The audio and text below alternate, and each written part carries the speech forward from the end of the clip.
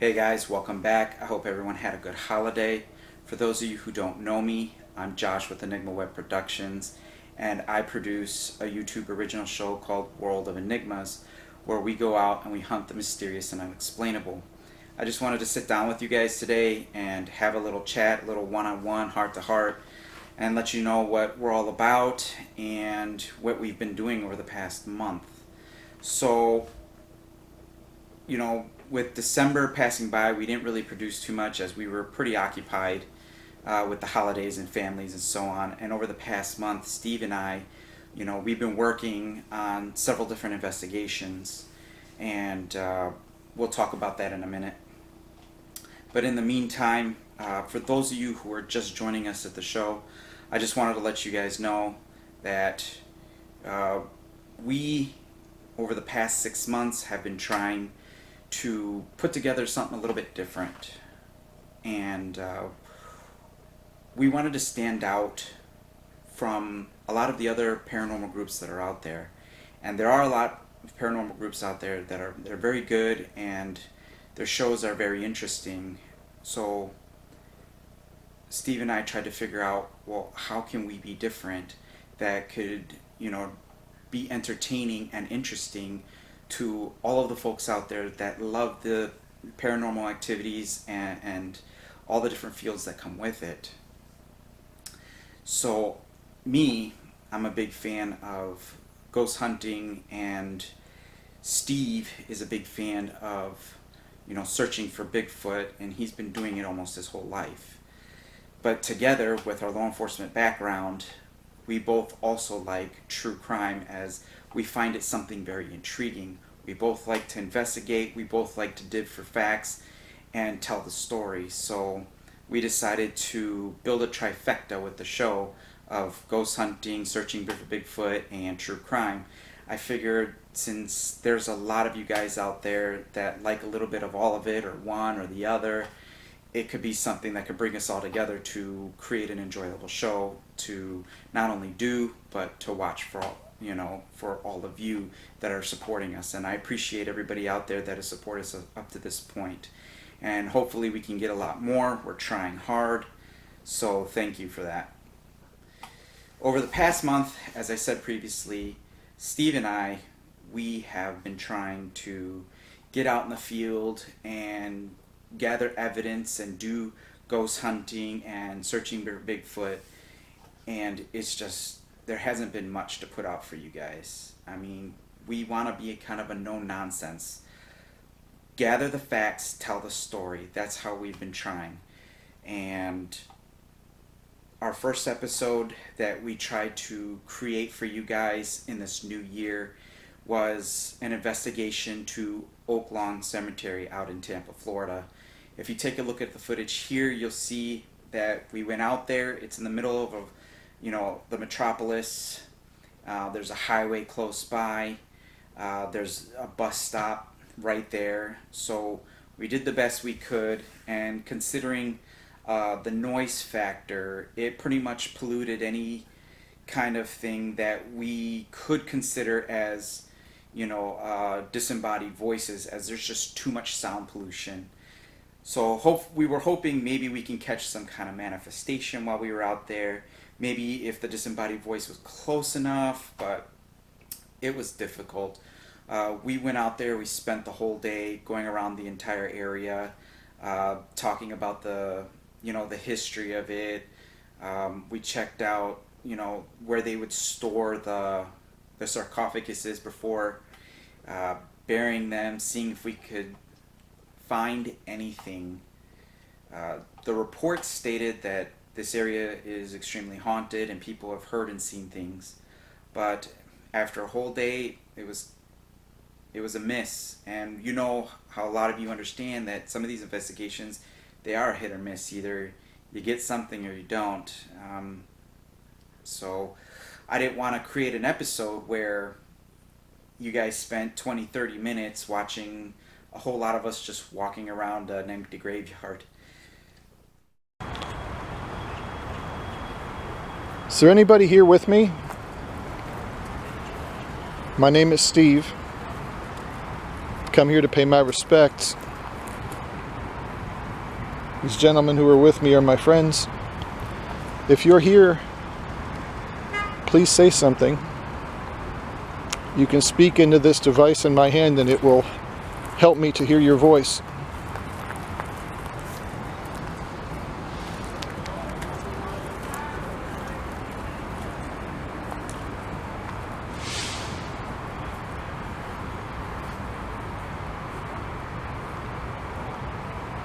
Anyone here with me?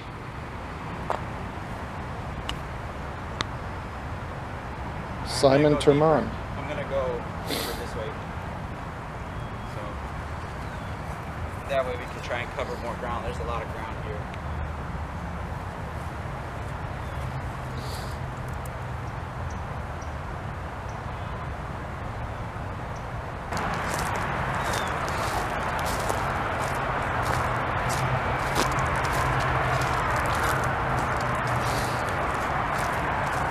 Here's a mortuary.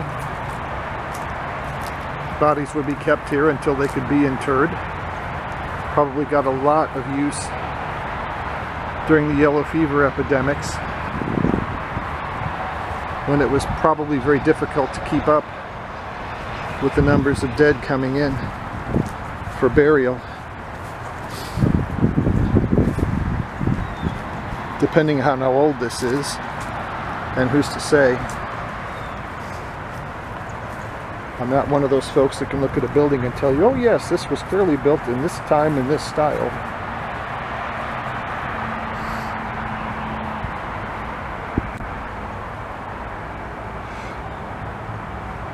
I don't know if you can see back there,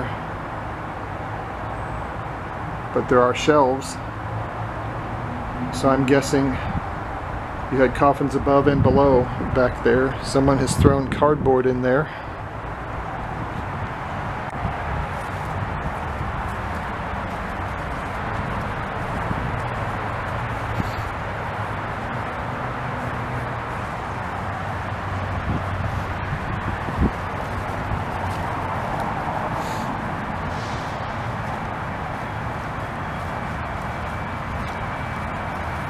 Josh.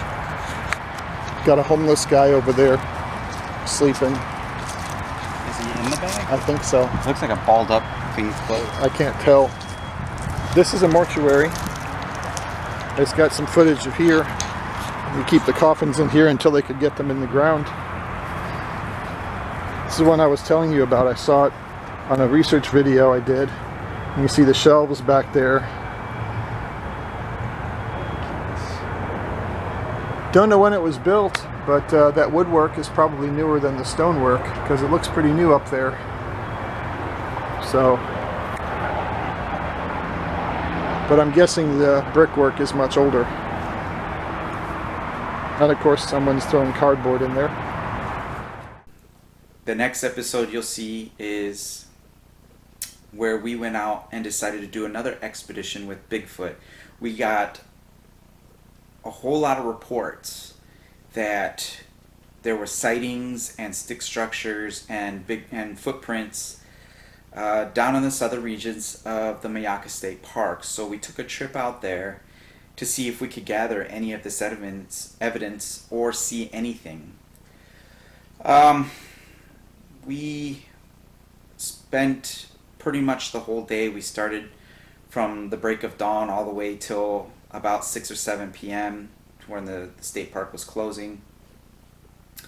After 10 miles of investigating and searching, we didn't really find much. And as you can see from the footage, it was a whole lot of thicket, walking around, looking at different possibilities, but there was really nothing. So again, we didn't want to produce a video of a whole lot of nothing where you sit for 20-30 minutes and you're bummed out because you were hoping to see something.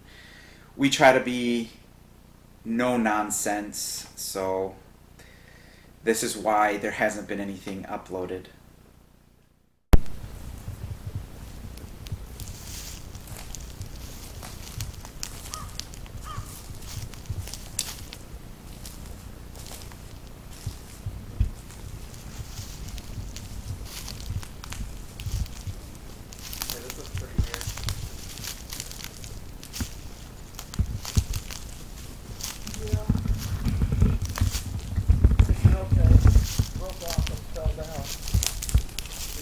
doesn't look like it was rotted because of that. So where did it? Right here. Fell over. But then look at this one. Well, yeah, landed. Bent over. This one is Do you taller. think this one could have pulled this one down? Yeah, because this one obviously was leaning in this direction, right? Maybe. Because from just the angle of that. Okay, so this could have been natural. Fell, caught that one on the way down and brought it down. That's what it looks like. All right, there we go. But yeah, I mean, it's something you got to look at twice and figure out, could this have happened naturally? And yeah, I mean, you can see the break. If there was no broken branches here, I'd be like, yeah, what happened? But, yeah, I mean, we're not that far off the road. What, about 100 feet, maybe? And, I mean, you're already invisible here. Especially at night. Hey guys, Steve and Josh here at the Great Florida Bigfoot Conference in Lakeland, Florida. We are having a great time. We're meeting lots of cool people. We're going to meet a lot of cool speakers.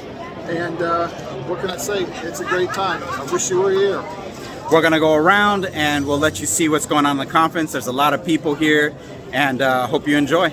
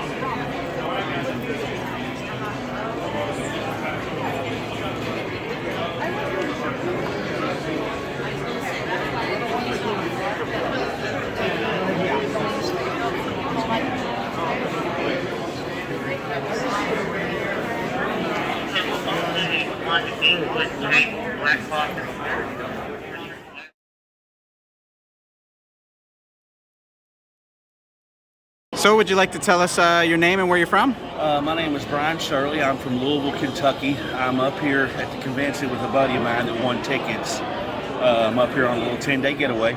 Awesome. He won tickets to come out here, so I thought I'd come out, and now I get a chance to share my Bigfoot story. Well, excellent. Well, thank you for coming on to World of Enigmas. We would like to hear a story that you have. So what mysterious story do you have to share? Okay. I was about 12 or 13 years, going on 13, and I lived in a place called Shelbyville, Kentucky. At the time, Shelbyville was extremely, extremely rural. Few farmhouses, one store, that kind of town. Well, me and my cousin would entertain ourselves. We were always in the woods, always in a creek, somewhere in that area. So we went down to, it was called Clearwater Creek. We went down to the creek to play, and she ends up cutting her hand. She goes back to the house, and I'm down there about 4:30 in the afternoon, splashing, catching crawdads, just having a good time. Well, I start hearing something in the woods, and I turn around. As I turn around, I've got what appears to be Bigfoot coming down the hill, down the creek. He comes into the creek, stops, looks at me, stares at me for a few minutes. I'm standing there staring at him in disbelief. He's probably 45 or 50 feet from me. Comes through the creek, turns his head back, looks at me a couple more times, goes back up the other side of the bank, back into the patch of woods.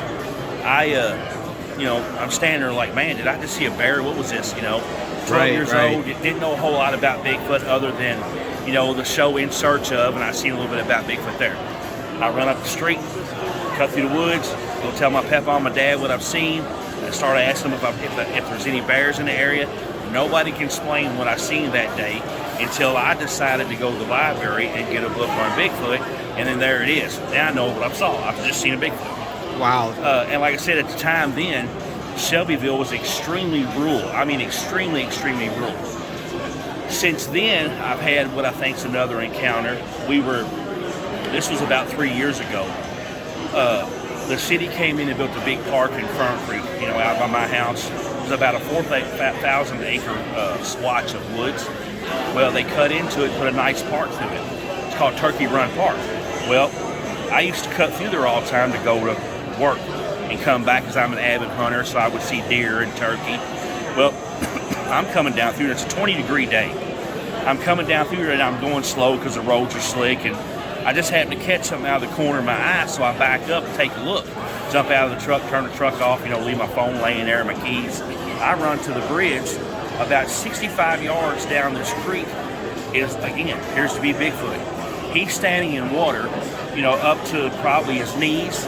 You can see him squat down, moving rocks, splashing in the water, move over here, moving rocks, like he's looking for food, splashing in the water. I stand and watch this for 10 minutes. Never dawns on me to run and grab my phone. I'm standing there enthralled. I watched this for about 10 minutes.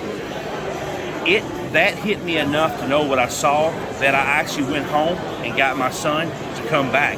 And we both walked the creek banks trying to find signs. We walked the creek banks for an hour on both sides of it. So now every time I got some free time, we go to the creek, walk up down the creek, try to find them. So hopefully I'll see something again too. There you go. That's amazing. Yep. Thank you for your story. Absolutely. Tell me your name, where you're from, and what's your story. My name is Todd. I live in Cape Hayes, Florida. I am originally from Minnesota. My story is a Bigfoot encounter that happened in November of 2012. I was deer hunting. It was the opening weekend of the Minnesota firearm deer season. I stepped off of a dirt road to start walking this power cutout. As I stepped into the power line cutout, I found a pile of deer bones. Small deer bones, and we had 2 fawns running around all summer long. Suddenly there was only one, and I'm looking down at these deer bones thinking to myself, okay, that's what happened to that other fawn. And then as I'm poking around at it with the end of my rifle, I was armed. I had a 30-06, so it was deer season. Of course. Poking around at the bones, thinking, okay, maybe things are looking up here. I took a step away from the deer bones, and about 20 yards off to my right, along the tree line, I heard this loud crack, like a bus backfiring. Wow. And it immediately was followed by this deep guttural growl like nothing I had ever heard before in my life. It was deeper and more guttural and more menacing than what you see on Animal Planet with a lion or a tiger. It was right. Even more harsh than that. And it froze me mid-step in place. And for about 20 seconds, I didn't move, but then I finally had to put my foot down. And as I did that, it kind of grunted at me and growled again, more like a roof, like it was ticked off I was there. Right. So I just kind of stood there, and I started kind of doing this and looking around, trying to see if I could see anything that's out of place up in the tree line, and didn't see anything, never smelled anything. Which sometimes if it is a Bigfoot, as they say, you can smell it, but I never smelt anything. But as I'm doing this and kind of wobbing, weaving and back and forth, nothing was going on, so I figured it was my imagination. And then I decided, all right, well, that's enough of that. Saw the deer bones. I took another step, and it growled at me again. By this time, I'm like 2 steps away from the pile of deer bones. I've heard this thing growl 3 times now, and I still can't figure out what it is. This time I lifted my scope up and started looking through the tree line through the scope on the 30-06. Didn't see anything out of place. Thought nothing of it. About 2-3 minutes after doing that, I'm like, okay, enough's enough. And I took another step to start walking away, and then this thing kind of went roof again, and I could hear it walking away. And it walked due west from where I was, back into the thick cedar swamps back up that are up there behind the lake that I was walking by. And it didn't run away. It didn't just kind of inch itself away. It's just a normal walking away for about 6-8 seconds. When that disappeared, I just started walking down the power cutout. I stopped every 15-20 steps and looked back to see if maybe whatever it was circled back around. Never did see anything. Eventually, when I got back down, back up onto the dirt road from the power cutout, I kicked up this gigantic white-tailed deer. I couldn't tell you if it was a buck or a doe. All I saw was the rear end of it. But I stopped and looked back at exactly where the encounter took place, and it was in direct sight where that deer had been standing that I kicked up. So I interrupted something hunting a white-tailed deer, and the bottom line is neither one of us got the deer. Oh, wow, that's a good story, man. Thank you. I appreciate your time. My pleasure. How you doing? Hi, fine, thank you. Can you tell me your name and where you're from? Yeah, my name is Christina Marisha. I'm from St. Petersburg, Florida. And what story do you have for us today? Yeah, when I was a little kid, we had moved here to Florida back in 1962. And around 1969, my parents got involved in the Jeep Club, like they called the four-wheel drive club. Right. My dad got a Ford Bronco. And we used to go with this group of, there was probably maybe 20, 25 Jeeps and Broncos that went around Florida and took back roads and went into mud areas and pulled each other out and went camping. Well, we ended up going in 1969, we ended up going to Spring Hill area. And we were, before Spring Hill was ever Spring Hill. What happened is I was probably around 7 years old and my little brother was about 5. And my parents pulled up next to a forest because they had built a big bonfire. And my brother and I would camp out like in the back of the Bronco with our sleeping bags. And we were back there. My parents kept telling us to come out. Well, we refused to come out because we saw what I didn't know anything about Bigfoot then. This thing probably, I'd say it was 10 feet tall, maybe a little shorter, but to me it looked gigantic. And he was staring into our Jeep, or our Bronco, and my brother and I, and just looking at us. And we were scared to death, and we were putting the blanket over our heads. Oh yeah, definitely. We did not come out, and my parents were so angry with us. Like, how come you guys didn't come out and make some Something that s'mores? close, I'd be freaking out. We were like, too. no way. We stayed in there, and ever since then, we wouldn't go camping. And my brother and I, to this day, we saw this thing, and it was giant. We saw the eyes glistening, and it stood like a tree. It didn't even move, and just staring at us. Wow. So later, now we're here at this Bigfoot conference, and we saw a footprint of a giant footprint near Brooksville that was found in 1973, and I can swear that footprint belonged to that animal. Wow, that's or that amazing. being. Yeah, so it was quite interesting. Yeah, but anyway, my parents always said it was our imagination, so they still to this day think it's our An imagination. experience is an experience, you but never we know, remember right? very well. Oh, I'm sure. And this is before I knew anything about Bigfoot. Well, thank you for your story. I Thank appreciate you. it. As for true crime, Steve and I, we have a case that we're working on, but I don't want to put nothing out as of yet and put out any information prematurely, as we first want to complete our legwork and gathering all the facts so that we can provide the most accurate information for you guys. In the meantime, within the next month, we will go out into the field, try to conduct some more investigations with ghost hunting, and see if we can get another Bigfoot expedition to Green Swamp, as we've had a lot of recent reports of stick structures, footprints, and other activity happening out there. So I hope all of you will stay tuned and join me on the next episode of World of Enigmas. Have a good night, guys.